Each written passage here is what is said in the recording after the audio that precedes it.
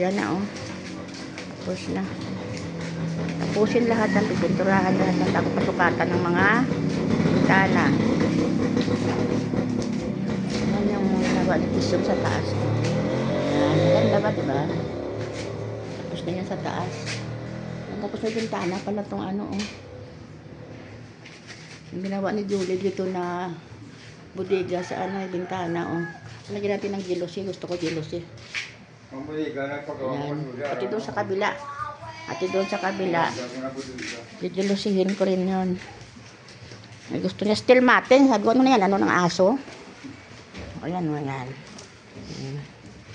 Ito na, naglagay na ng ayun na, hanggang doon na si Ipe, oh. Doon lang sa ilalim, ang wala. Lagyan niya na. Ayan, pati yung kusina, okay na. Tapos na, yung mga ilalim na lang ng kusina. Ano, saka yung ano, ito sa taas, marami pa to. Ang marami pang gagawin dyan, oh. Yung ilalim dyan. Pero yung mga sahig, tapos na. Ngayon, ito, tapos na rin talaga to. Pintura na lang. May kisame na siya. Ayan, oh, may kisame na yan, oh. Ayan yung ano niya, oh. Yung exhaust niya. Ayan. Bipinturahan na lang yan.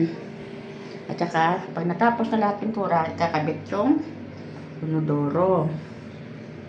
Yan na, okay na. Ito na yung pintuan, eh. Konting ano, kumpot na lang. Dahil pag gagawin, magpipintura pa, maglalagay pa ng ano dyan, cabinet dyan, sa taas. Yan, pero yung lababo, ay yung ano, tapos na. Tatapos na lang. Diyan sa ilalim. Lalagyan din ng ano yan.